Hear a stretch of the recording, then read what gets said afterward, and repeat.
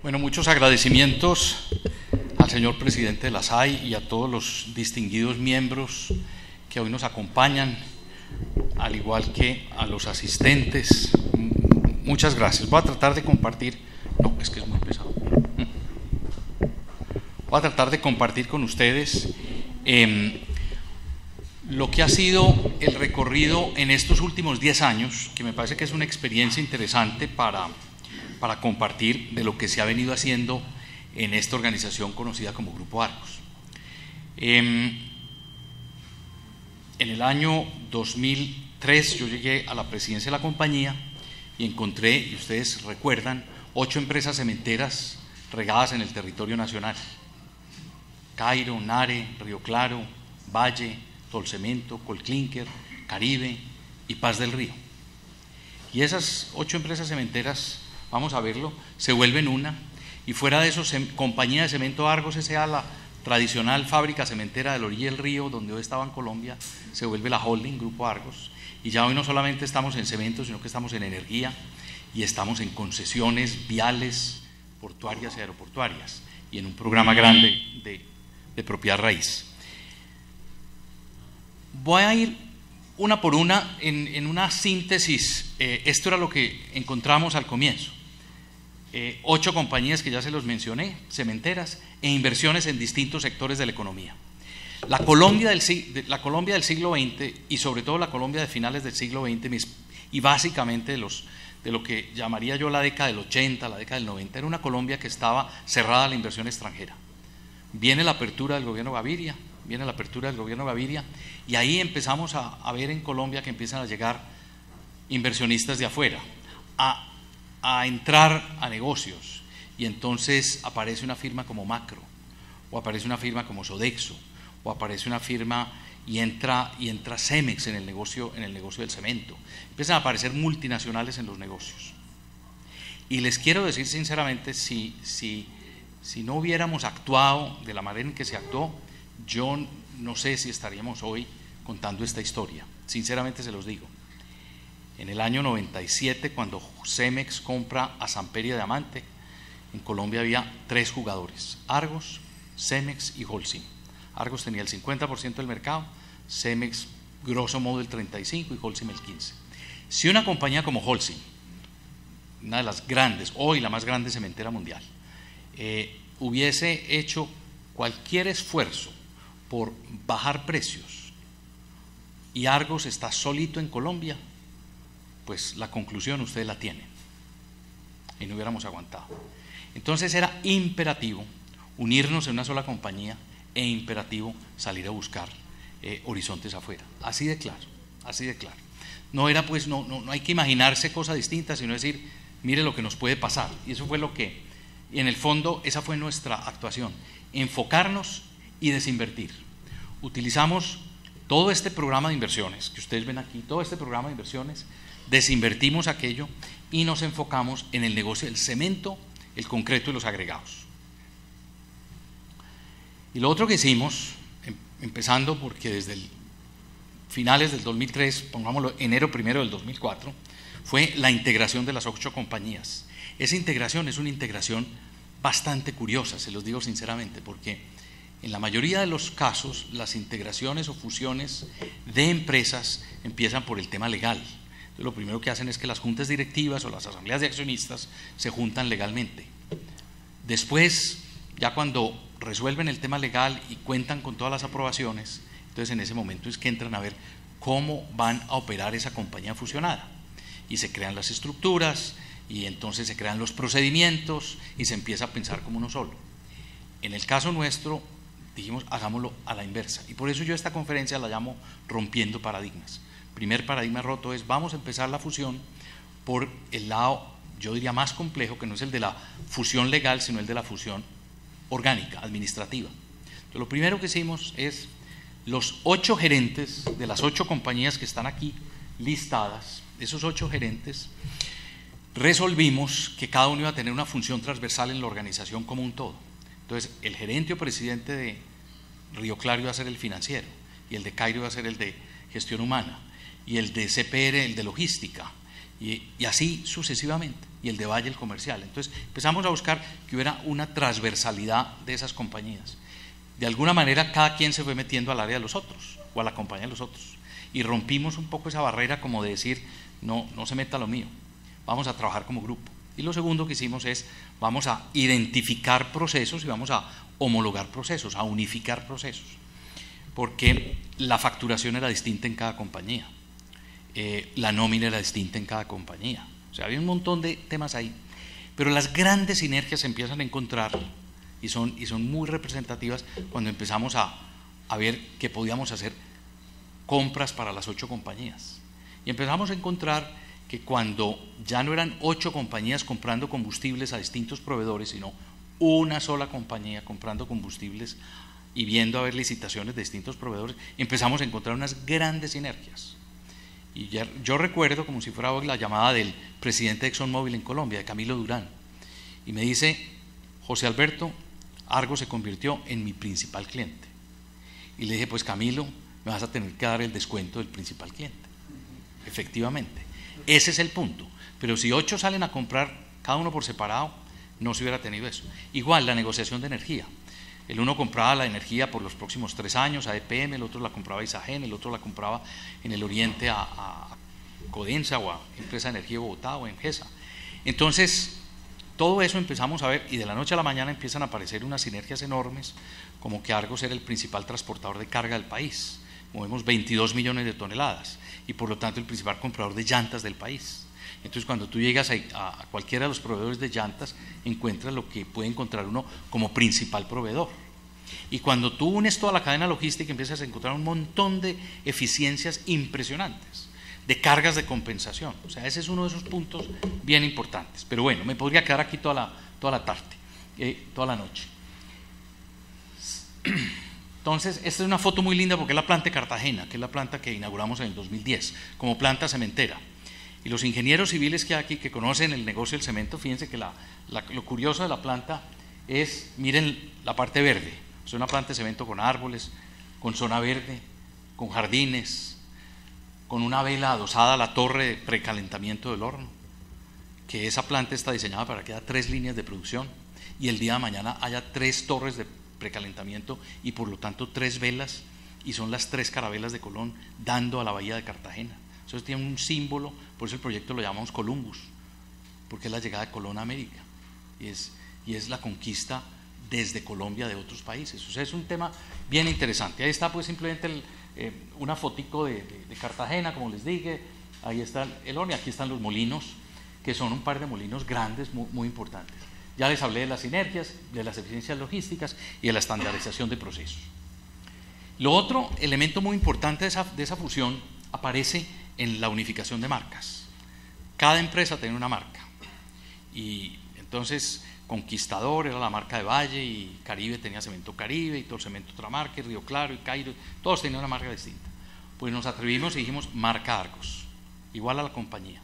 Coca-Cola es una compañía que tiene un producto que se llama Coca-Cola. Argos es una compañía que produce cemento y tiene una marca única.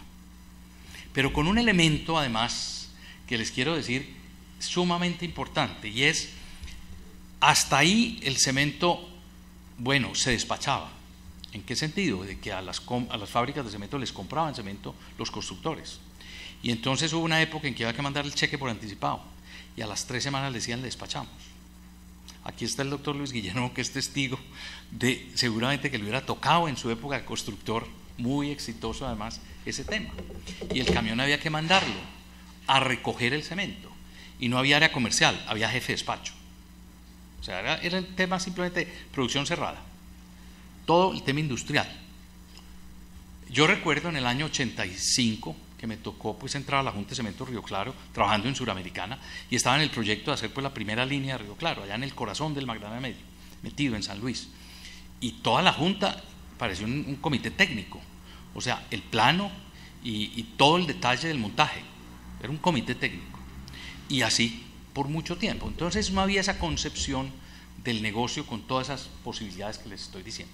Entonces encontramos que el cemento no es un commodity puro. Primer elemento. El carbón es un commodity, el cemento no es un commodity puro, y el cemento puede tener un nivel de recordación que haga que, y todo lo hicimos a través de un trabajo de encuestas muy interesante con los maestros de obra. ¿Quién compra el cemento? El maestro de obra. ¿Quién lo recomienda? El maestro de obra.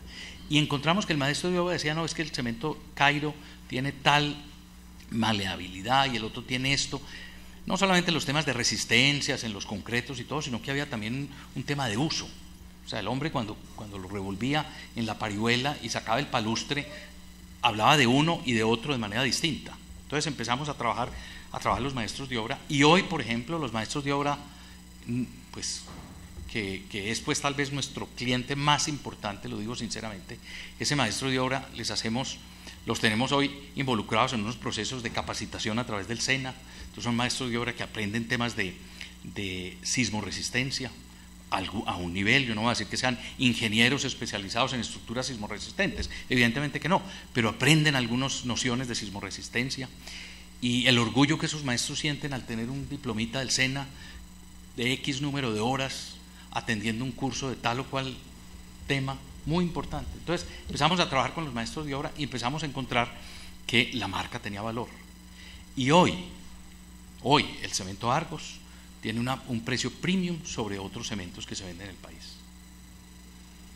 Y es por un tema de valor agregado y de servicio. Y logramos además una cosa muy importante, con los grandes constructores del país, poderles vender el servicio del concreto entregado a tiempo.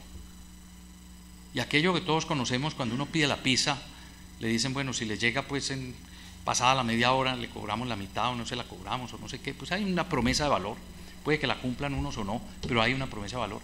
Nosotros resolvimos con los grandes constructores o con los constructores que compran el concreto, decir, mire, si el concreto nos piden X metros cúbicos de concreto para las 9 de la mañana y allá llegan los camiones mezcladores y les decimos, lo recibe entre las 8:30 y las 9:30. Y es preciso, en un tema además de ciudades con complicaciones de tráfico como es Bogotá, pues donde hay tantas restricciones. Sin embargo es eso. Entonces hay promesa de valor, y esa promesa de valor genera puede generar un extra primo, un extra precio. Pero el otro elemento que es muy importante en esa integración de las 8 compañías, y yo creo que fue lo que hizo que durante muchos años en este grupo de empresas asociadas a Argos no se pensara en la integración, y era el tema de las convenciones colectivas. Las 8 compañías tenían 8 convenciones colectivas con 8 sindicatos distintos y cada uno más fuerte. Y había una profunda contradicción entre, perdónenme el lenguaje, entre patronos y trabajadores, pero profunda contradicción. Quiero aquí hacer un paréntesis un poquito ligado con mi formación personal. Yo tuve la suerte de cambiar de colegio cuando estaba en primario de bachillerato en 4 colegios. Y tuve la suerte no porque mi padre fuera embajador y nos viajáramos por el mundo, sino porque viviendo en la misma ciudad me aburría en los colegios, y mi papá, que era alcahueta, me decía, pues cambiemos de colegio, y cambiábamos de colegio. El último ya sí tomé yo la decisión de dónde vivía y terminé en San Ignacio, pero pasé pues por 4 colegios. Pero lo que significa para un niño de 9 años llegar a un colegio nuevo, hoy acuérdense, hablan del bullying, llegar a un colegio nuevo y adaptarse al colegio, y a los 12 años llegar a otro colegio nuevo y adaptarse al colegio, y a los 15 años llegar a otro colegio nuevo y adaptarse al colegio, eso te genera una capacidad de adaptación muy grande y una especie como de respeto por la diferencia y por los demás muy importante. Y después tuve la suerte de estudiar en la Facultad de Minas en la Universidad Nacional, una universidad pública, y entonces ya entra uno en aquel medio donde hay todas las clases socioeconómicas y donde la diferencia es el talento, la inteligencia, la responsabilidad, la dedicación y la capacidad de estudio, pero no el dinero de la familia. Y después escogí, cuando me fui con una beca de la Nacional de la Facultad de Minas a hacer una maestría a los Estados Unidos, escogí California precisamente porque me parecía que era la zona más abierta, estoy hablando año 77, la zona más abierta y más liberal de los Estados Unidos. Entonces, todo ese discurrir de vida fue muy importante para esto que les quiero contar. Entonces, para mí era muy fácil como entender y ponerme del lado del trabajador. Además que por familia siempre recibí una educación de que todos los seres humanos somos iguales y que no hay distinción de credo, raza, etc. Entonces hay un gran respeto por la diversidad. Primera cosa, y lo cuento de manera anecdótica, la primera vez que yo fui a la planta de Valle, en Cali, pues visita del nuevo presidente de la planta de Valle, y entonces todas las presentaciones, los recorridos, las visitas, etcétera, y al mediodía un almuerzo ahí en la sala de reuniones, o sale juntas o lo que fuera. Entonces un almuercito contratado con alguien que hizo el almuerzo y lo llevó allá, y muy bien. Entonces yo terminé el almuerzo, pues por cortesía, y les dije, estaba rico el almuerzo, muchas gracias, pero la última vez que yo almuerzo así. De aquí en adelante, todas las veces que visitamos las plantas, el almuerzo tiene que ser en el casino de los trabajadores. Si esa comida no es para mí, no es para ellos. Así de simple. Entonces vamos a empezar por ahí. Llego a la planta de Nare y me encuentro que había estratificación de casinos. El casino de ingenieros, el casino de los trabajadores formalmente contratados y el casino de los trabajadores de los contratistas. Entonces, qué pena la comparación. Aquí había Solomito, por aquí iba la tabla y en el otro iba el huevo de Aldana. Más o menos era así. Entonces yo dije, esta es la última vez y ya, se cierran los dos casinos, el de trabajadores y el de trabajadores de contratistas, y queda uno solo, el de los ingenieros. Ese casino se amplía y aquí va a comer todo el mundo. Y vengo rapidito a ver si eso está funcionando. Entonces es un poco como todo ese tipo de mensajes. Y en todas las fábricas entraba, y me van a perdonar, por la zona de vestier, y por la zona de locker, y por la zona de baños, y si estaban bien pintados y si estaban bien puestos. Si el trabajo no tiene eso, pues cómo podía haber como un buen ambiente laboral y un buen clima. Cosas tan sencillas, tan simples como esas, tan simples como esas. Entonces, si uno se devuelve a la historia laboral de la industria cementera en Colombia, es bastante dura. Hay dos masacres de trabajadores que registra la historia de Colombia. Una, las bananeras de Ciénaga en el año 28, y la segunda, los trabajadores del Cairo en el año 63. El ejército y la policía mataron 14 trabajadores de Cementos del Cairo en el año 63 que estaban en huelga. El gobernador era Fernando Gómez Martínez y el ministro del Trabajo era Belisario Betancur y el presidente Guillermo León Valencia. Entonces uno dice una agudización de contradicciones, para utilizar un término que a los izquierdistas les fascina. Una agudización de contradicciones pues lleva a eso. A finales de la década del 80, un trabajador en Nare asesina al jefe de personal a cuchilladas por la espalda en el casino. ¿Cómo sería el tema? Pues para que uno asesine el jefe de personal. Y la guerrilla entra a la cantera de Nare y asesina unos ingenieros a piedra, a piedra. O sea, yo pensé que las lapidaciones se usaban en la época, en la Biblia, o de pronto en el Medio Oriente, a piedra, en el año 91, hace muy poco. Con esa historia laboral, pues fíjense cómo era el ambiente. Entonces, hacemos la fusión, ya que les decía, primero la administrativa o de estructura organizacional, segundo la fusión de procesos y tercero la fusión legal. Y termina el año 2005 y estábamos ya en una sola compañía, con marca unificada y todo. Y lo único que faltaba era la fusión laboral, 1 de enero del 2006. Y empezamos un proceso de conversación,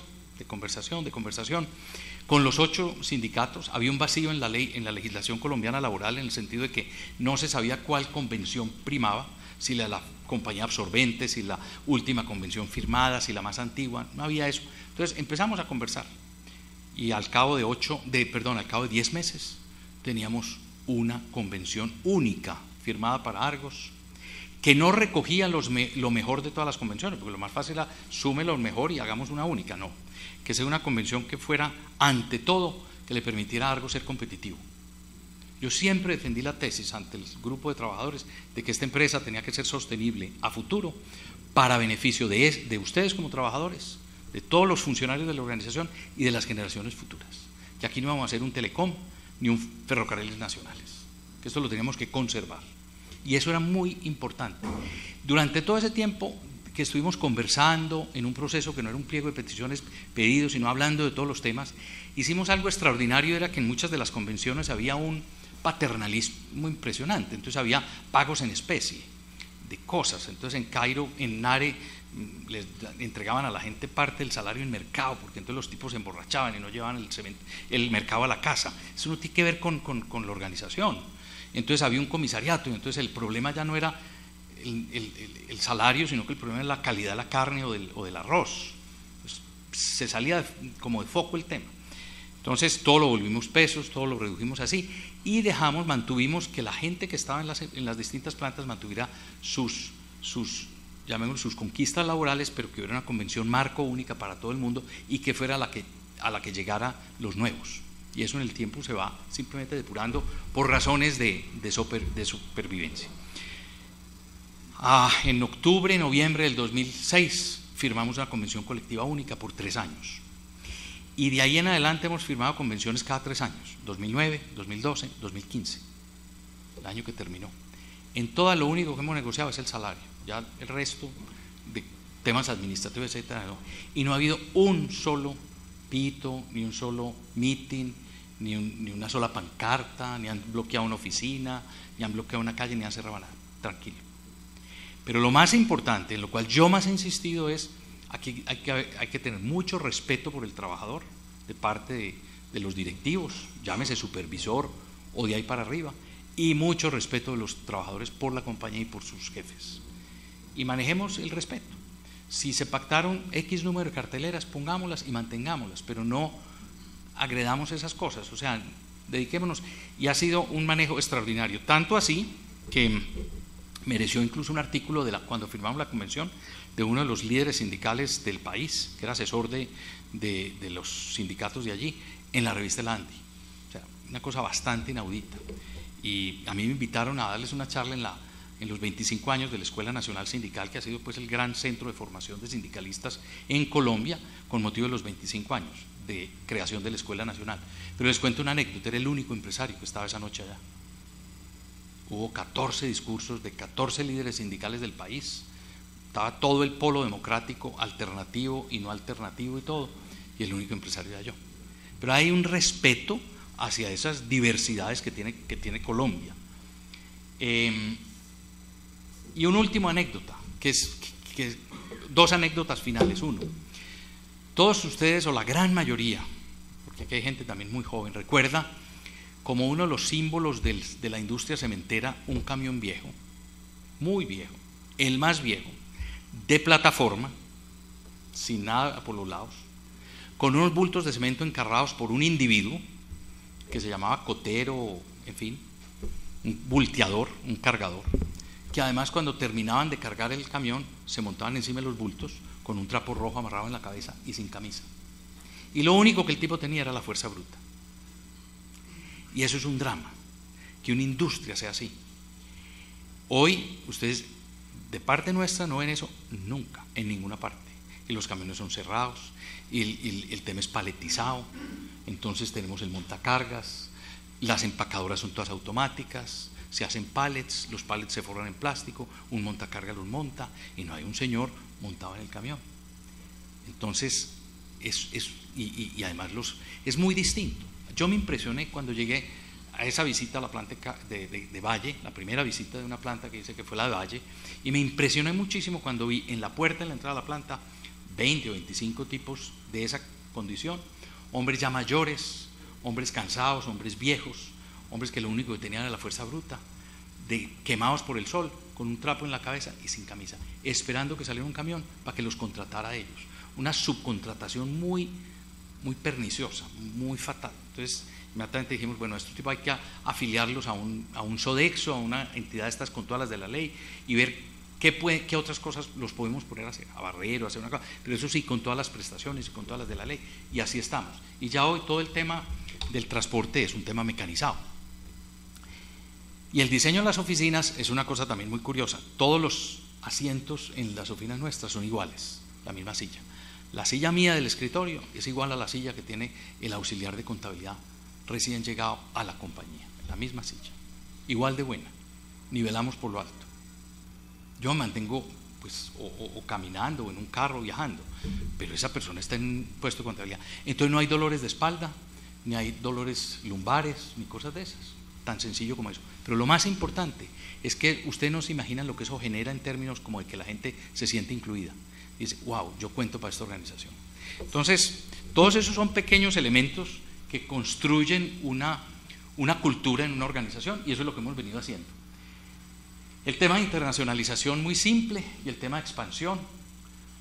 el tema de internacionalización también tiene un detalle muy bonito, y es la mayoría de las empresas colombianas y no colombianas, latinoamericanas, cuando piensan en internacionalizarse, piensan mucho en el territorio alrededor.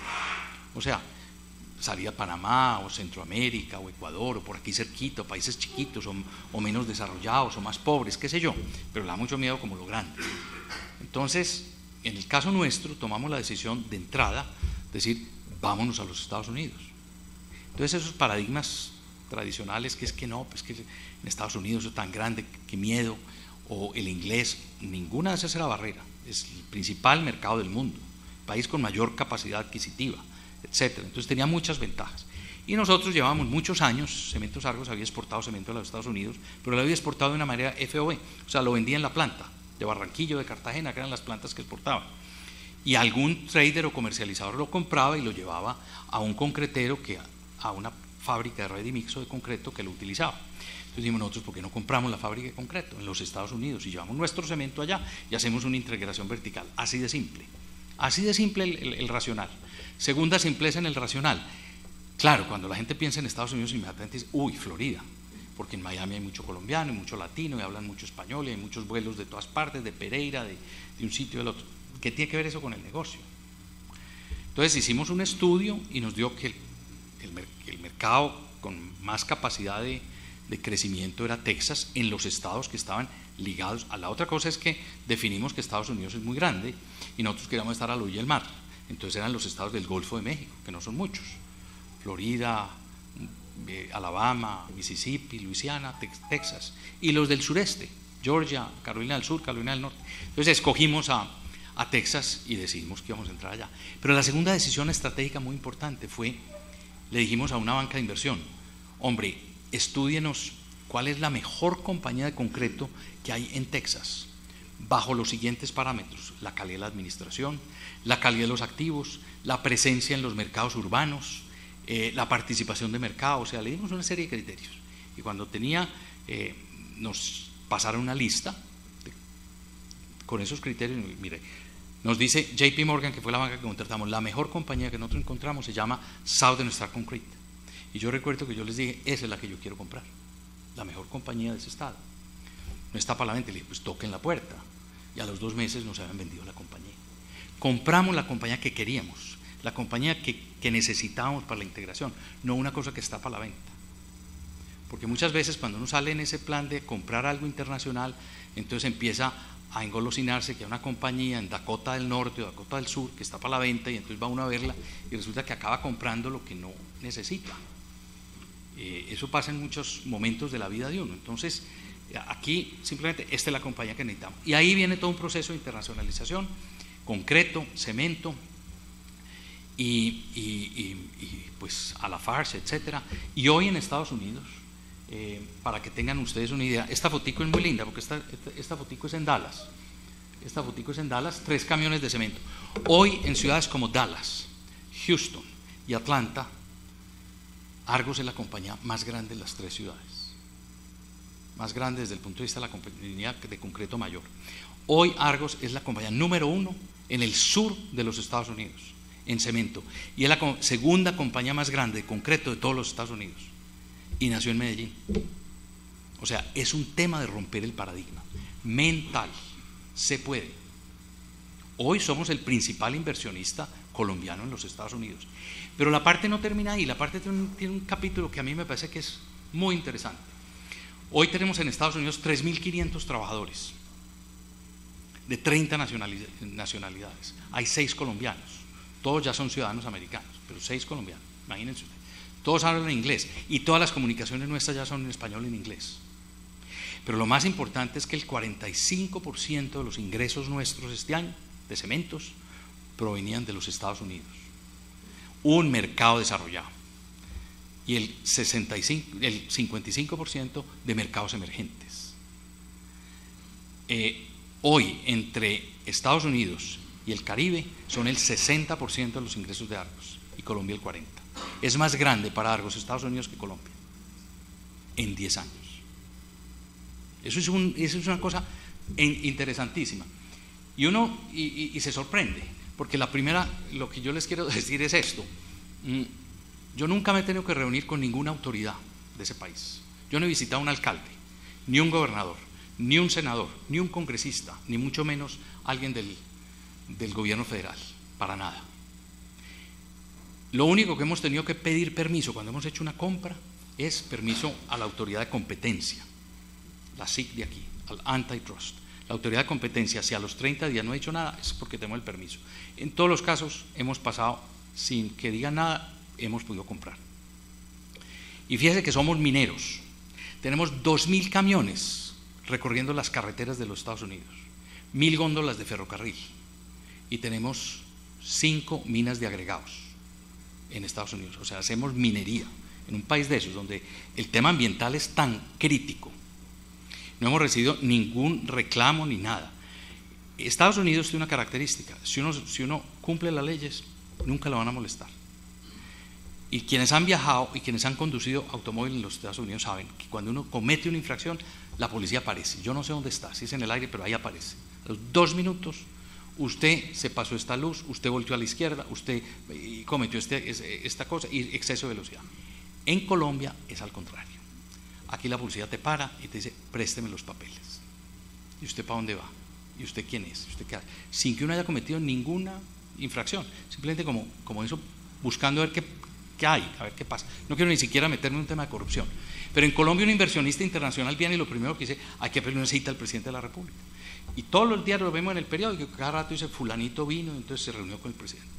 Y después el ministro de Hacienda, y después el ministro correspondiente del ramo, comercio, minas, lo que sea. Y después hable con el alcalde y con el gobernador y con el otro. Y aún después de eso ve uno como la dificultad para invertir y para hacer el negocio. Aquí pues es total. Y otra cosa más increíble, tenemos 6 puertos. O sea, con lo sensible que es un puerto, tenemos 6 puertos.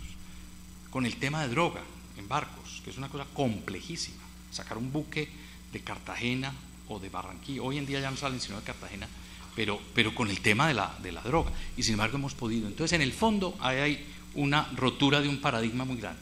Y expansión, la planta de Cartagena, compramos Cemento Andino y Concrescem en estos 10 años y estamos a puertas de iniciar un proceso de expansión de la planta de Sogamoso en el centro del país. Este es un edificio muy lindo, termino con esto lo de cementos, es el edificio de innovación del concreto de Argos, el Centro de Argos para la Innovación, así se llama, ENEAFIT. Este fue un edificio que con todo el amoblamiento costó 30.000 millones de pesos y está dentro del campus de AFIT. Es un símbolo arquitectónico, esto es un material prefabricados, parecen como unos álabes, en fin, se mueven, tienen color en algunos casos, son concretos muy bien hechos, y este es una fachada que tiene como unos huecos para mirar, semejantes a los lentes de los telescopios, que hay más cortos, más largos, etcétera, de mayor intensidad y tal. Es un proyecto de Lorenzo Castro, un arquitecto bogotano, cuasi artista o artista más que arquitecto, y tiene las 2 fachadas, la fachada norte y la fachada sur, totalmente abiertas, transparentes. Es innovación e investigación abierta. Cualquiera puede recorrer el edificio, caminar por él, mirar, ver qué están haciendo, etcétera, con una facilidad impresionante. Ese edificio está abierto no solamente para AFIT, sino para todas las universidades de aquí y del país, y para quienes quieran hacer investigación sobre temas de cemento. Para mí una de las cosas más importantes es el tema de innovación, porque si bien es cierto, yo les decía a ustedes, cuando yo llegué encontré 8 compañías cementeras con una fragilidad muy grande, de que en un momento dado un competidor internacional grande pudiera tomar una decisión de precios y quebrarnos realmente, y por eso fue la salida afuera. Hoy es una compañía que se defiende. Hoy en esos mercados del sur de los Estados Unidos nuestra competencia es Cemex y Holcim. En Panamá nuestro competidor es Cemex. En República Dominicana es Cemex.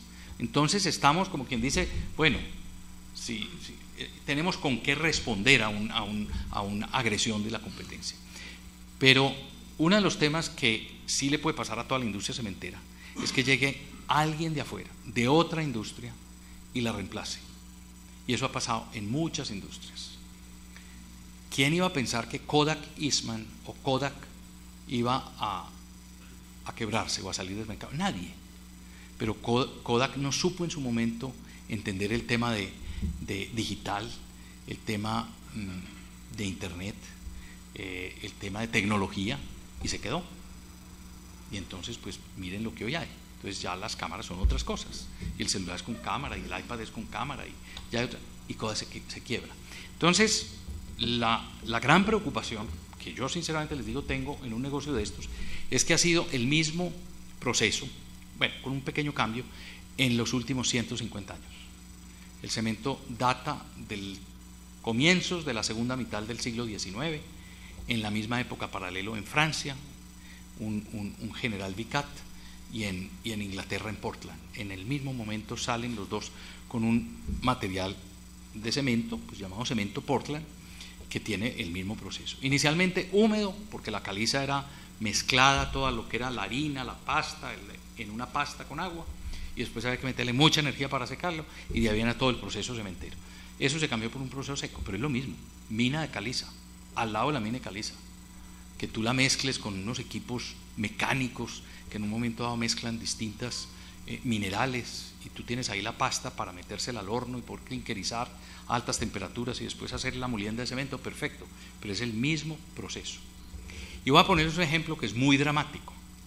Con el cemento blanco, muchos de los que estamos aquí presentes sabíamos o vimos o asistimos a que era la pega para muchos de los baldosines y de cerámicas, o sea, los baños de las casas, las cocinas de las casas, los pisos de las clínicas, etcétera, que eran en baldosín, lo que llamaban el baldosín o cerámica, se pegaban con cemento blanco.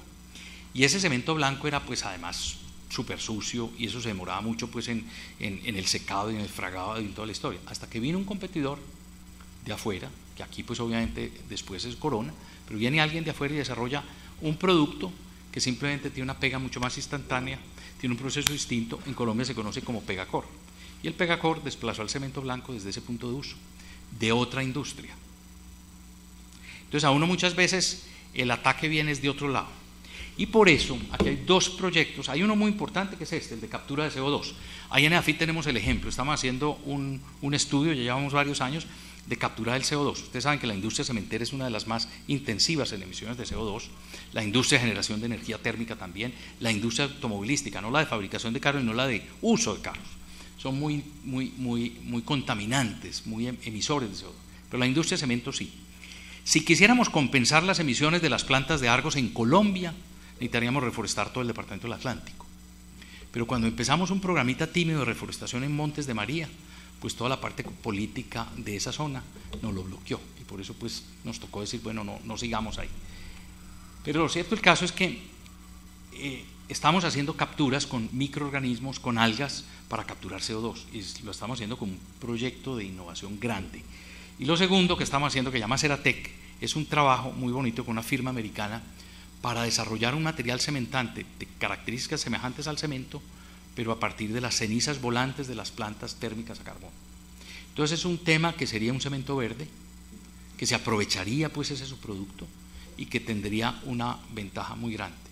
Lo estamos ya desarrollando a nivel de pruebas piloto, no hemos llegado todavía a niveles de industrialización, pero yo tengo la teoría que cuando uno es una compañía en el rango de las compañías cementeras del mundo, muy en la mitad, muy mediana, porque pues si nos comparamos con el resto de cementeras del mundo podríamos ser la número 20 o la 18, en fin, no nos pongamos, pero hay 18 o 20 compañías más grandes que Argos en tamaño, en capacidades, etcétera, y muchas otras más pequeñas que Argos. Pero cuando tú estás ahí tienes la capacidad de poder reaccionar más fácil que lo que reacciona una compañía fusionada como Holcim Lafarge, que tienen pues la capacidad instalada es 15 veces mayor que la capacidad instalada que tiene Argos. Entonces ahí es donde está de pronto la posibilidad muy interesante para nosotros.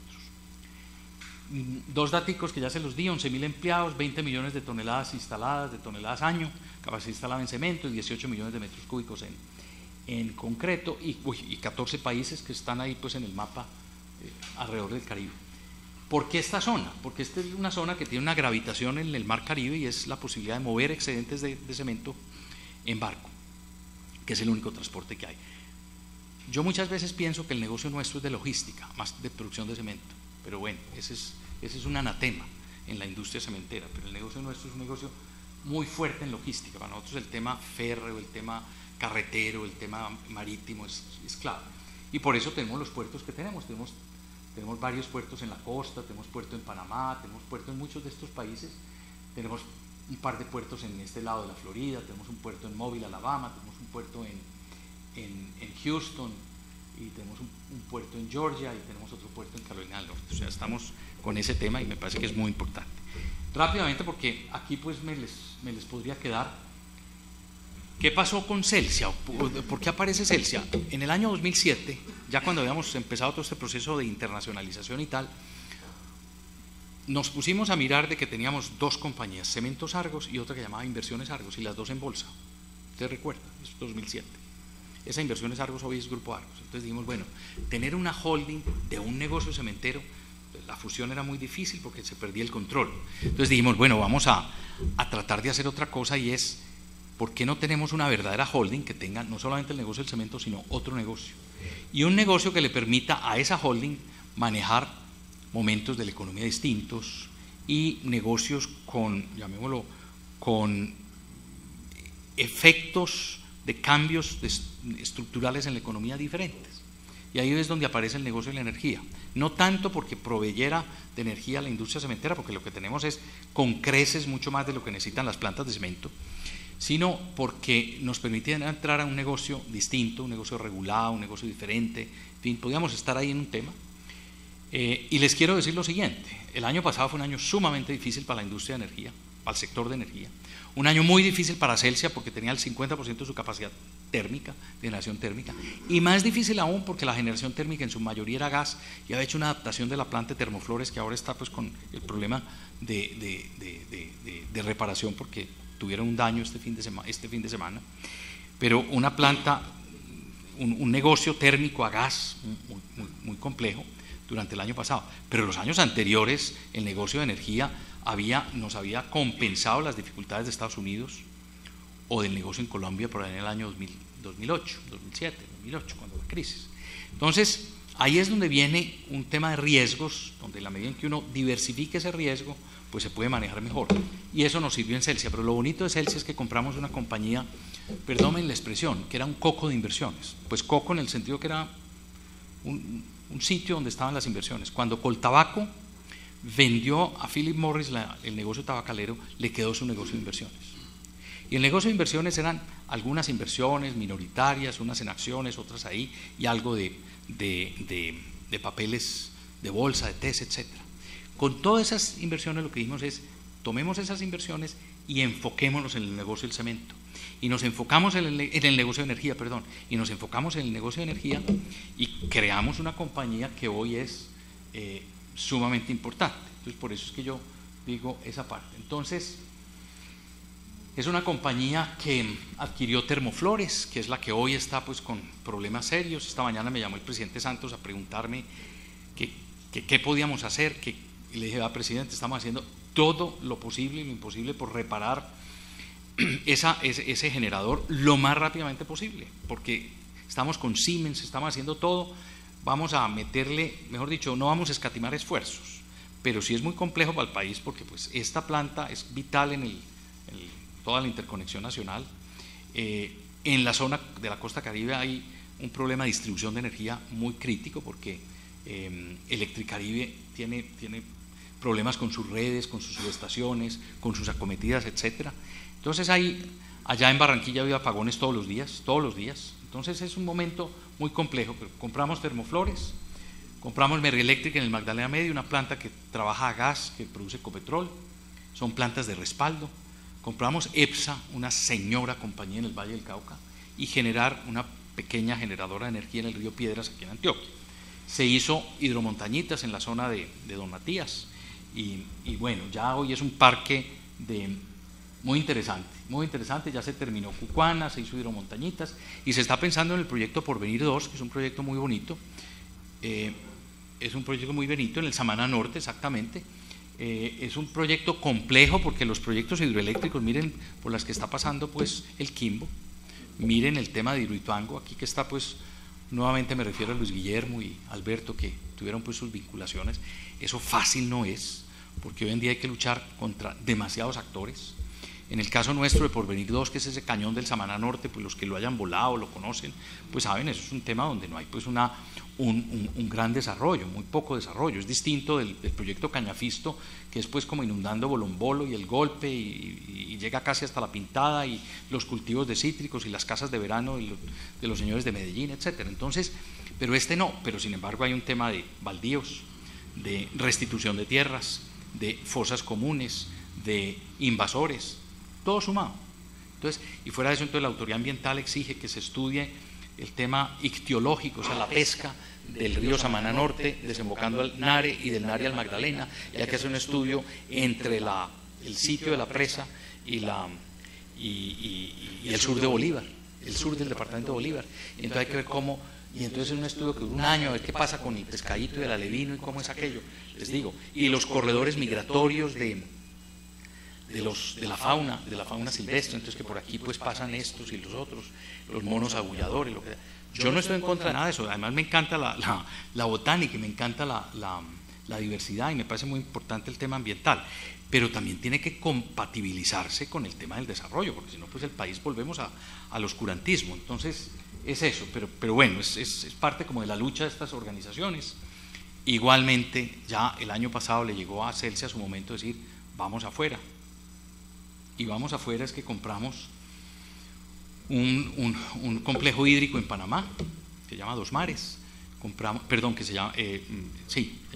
y compramos un proyecto térmico a diésel en la zona de Bahía Las Minas, cerca Colón, Panamá, y compramos algo que está ahí en la foto que es muy linda, es un parque eólico en Guanacaste, Costa Rica, entonces 50 megavatios. Jipirache en La Guajira son 20, se van los 20 y 22. Estos son 50 megavatios y lo vamos a ampliar a otros 50.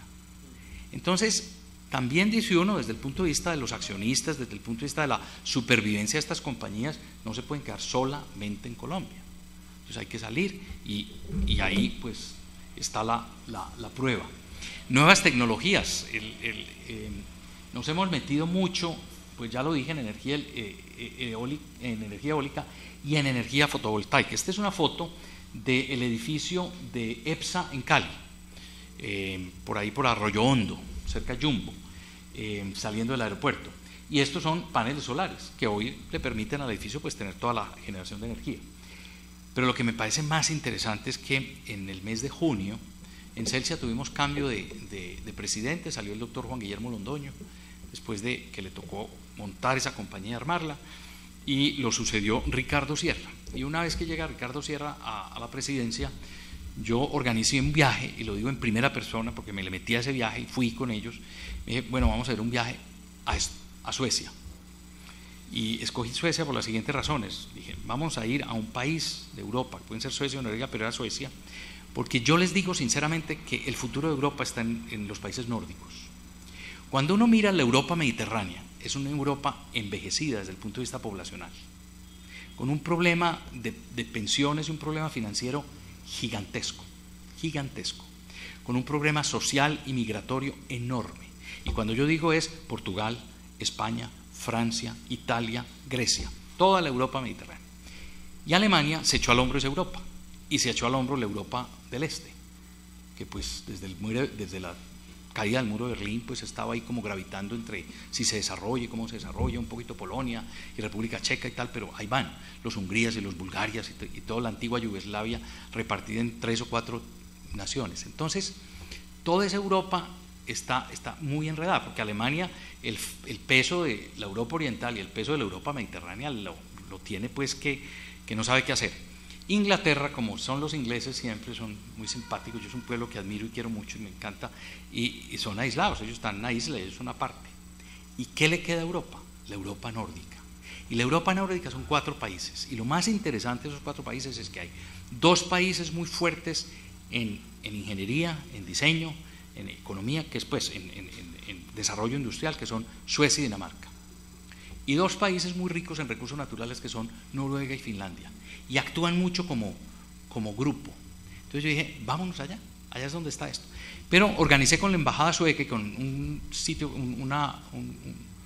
una institución en Suecia que se llama Business Sweden, que es como una especie de Procolombia, pero mejor orientado, un viaje que yo les di, mire, yo no voy a ver a que me vendan equipos, yo no voy a ir a comprar ningún equipo Ericsson, que son suecos, no. Yo quiero ver es todo que sea innovación y disrupción. Yo quiero ver es, como quien dice, laboratorios, nuevas ideas, una especie como de Silicon Valley en California, pero puesto allá. Hicimos una gira de 7 días, 4 funcionarios, 3 de Celsia y mi persona, y fue interesantísimo porque eso nos llevó a plantear cosas totalmente nuevas. ¿En qué negocio queremos estar? ¿En el negocio de generación de energía o en el negocio de distribución de energía o en el negocio de atender hogares y de atender clientes? Porque el tema no es si generan, sino cómo llegarle al cliente. ¿Por qué? Porque la disrupción pasa por aquí. El día que nuestras ciudades estén llenas de paneles solares y yo genere mi propia energía en mi casa, yo puede que no me conecte a la red, o puede que me conecte, como quien dice, una especie de pequeño soporte. Entonces uno dice, bueno, ¿y en qué nos queda todo este desarrollo? Y fíjense que el desarrollo de la tecnología solar es un desarrollo que está caminando a paso agigantado. Entonces, cada vez son paneles más chiquitos que capturan más energía solar. Y el desarrollo de las baterías, que es la parte importante de energía que tú puedas acumular, también está siendo impresionante. Entonces, acabamos de hacer un convenio de Celsia con Tesla. Tesla es la famosa fabricante de automóviles eléctricos, que ha sido muy exitosa últimamente. Entonces hicimos un acuerdo con ellos para ser, pues, como quien dice, sus representantes de ellos en una serie de países y de temas, y nos vamos a meter duro en ese tema de la acumulación y el almacenamiento de energía. O sea, es una visión del negocio, no de estar en el negocio tradicional de todo el día, sino decir qué es lo que hay que hacer. Y me parece que eso es fundamental. Y si algún mensaje yo les quisiera dejar en esta charla, en esta noche, es: uno no puede administrar las compañías simplemente pensando en que el negocio no va a cambiar. Uno tiene que administrar las compañías pensando en que el mundo está lleno de oportunidades y de amenazas y de cambios.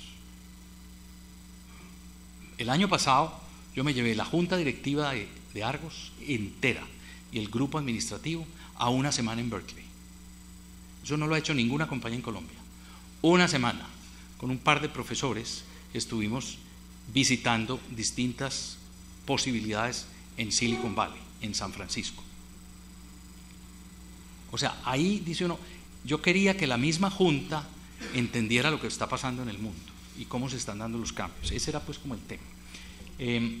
Simplemente estamos repensando la estrategia, ya se lo decía. Esta es una fotico de un bus eléctrico en Estocolmo, absolutamente espectacular el tema.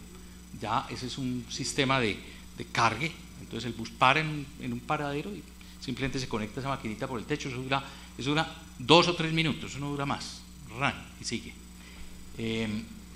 Bueno, Celsia es una compañía distinta, es una compañía de menos gente, con una participación ya muy interesante entre hídrica, térmica, y empieza a ser eólica.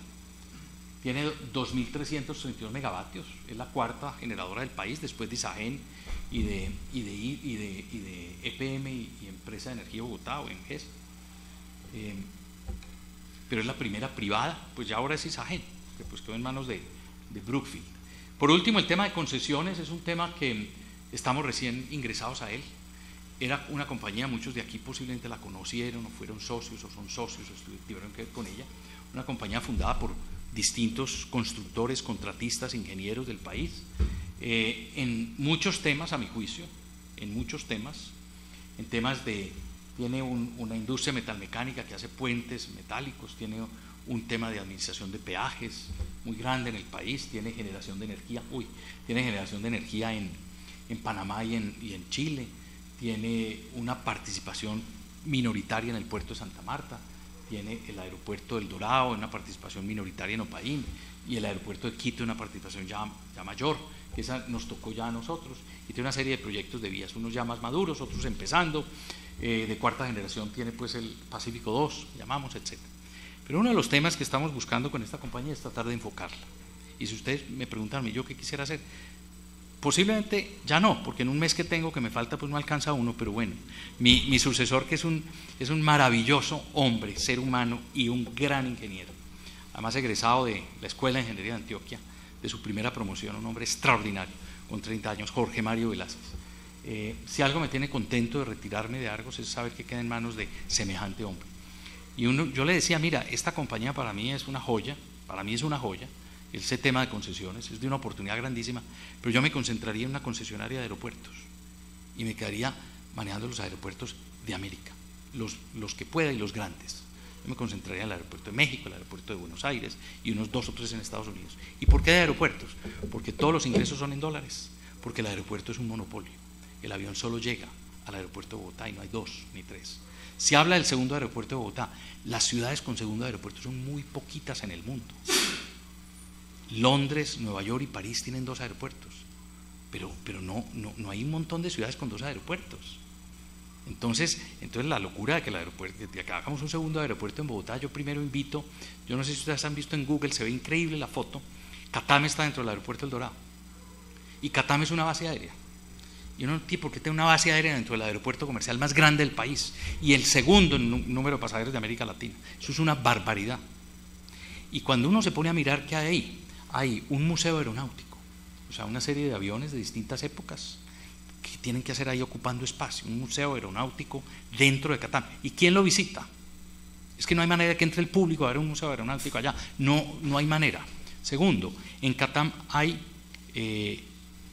unas viviendas fiscales, o sea, miembros de la Fuerza Aérea y miembros de la aviación del ejército tienen casas fiscales allá. Allá hay niños que salen todos los días al colegio, de ahí, de la mitad del aeropuerto, salen y entran. Entonces eso tiene unos tráficos absurdos, pero se van a reír de mí. Hay un campo de golf de 9 hoyos en Catam, totalmente tapadito entre los hangares de la presidencia y tal y tal. Todos los aeropuertos del mundo grandes tienen un hangar para el presidente de la República. Los 2 o los 3 o los 5 aviones de la presidencia caben en un hangar sin ningún problema, como si fuera aviación privada. Y la base aérea la movemos a Madrid, Cundinamarca, donde ya hay una base aérea y se puede expandir. Mi tema es decir, hombre, mire, nosotros si nos dejan Catam, podríamos trasladar la base aérea a Madrid completa y hacer el Terminal 2 del Dorado, que ese sí tiene todo el sentido. T1 y T2, como muchos aeropuertos del mundo, un tren subterráneo que mueve pasajeros entre T1 y T2, porque los vuelos internacionales sean desde allí, los nacionales de acá o lo que sea. Ese tipo de conexión, pero a veces nos falta unas cosas como tan obvias, me perdonan, pues pensarlas. Entonces yo le decía a Jorge Mario, si me preguntas, yo me especializaría en aeropuertos. Segunda cosa, no sería constructor. Yo no quiero que Odinsa compita con los clientes de cementos, que son los constructores, pero en la concepción del Odinsa hecho por constructores se volvió constructor de un pedacito de las obras. Entonces construyó un pedacito de malla vial del Llano y construir un pedacito de autopistas del Café. No, simplemente si tú eres dueño de la concesión o eres el mayoritario de la concesión, tú sacas una licitación y ves cuál es el constructor que te pueda dar el mejor producto al mejor precio posible, que se llama la construcción de la vía. Entonces la concesión es la que se gana la plata y no necesariamente el que la construye, pero es un tema pues más como de estrategia, de enfoque.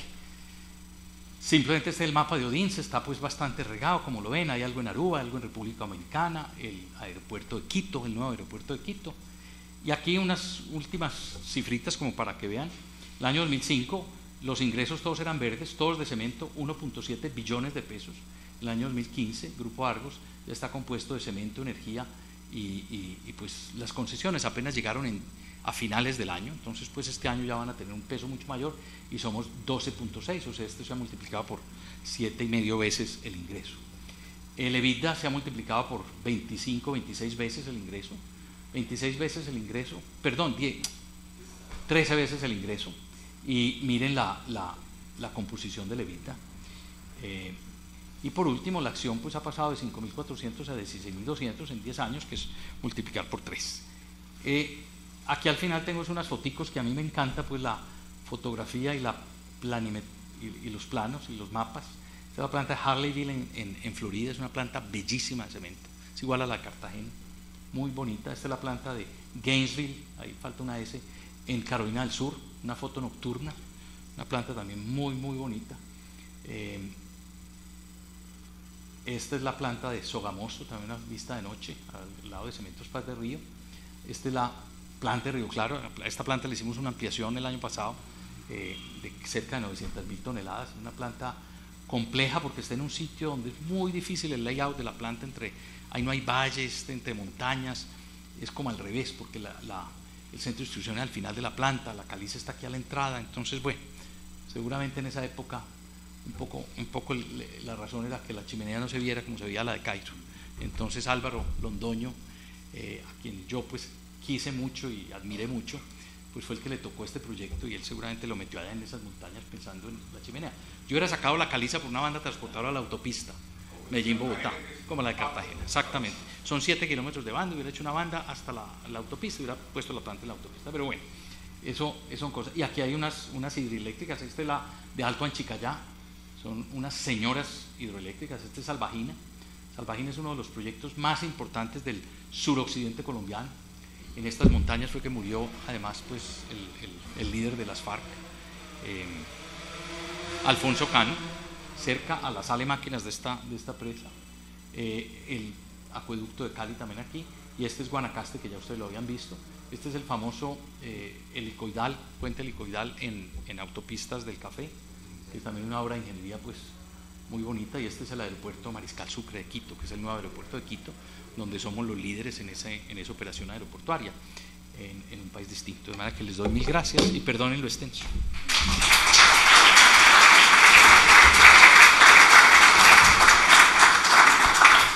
Como digo yo, se hizo lo que se pudo en estos 10 años y me voy muy contento.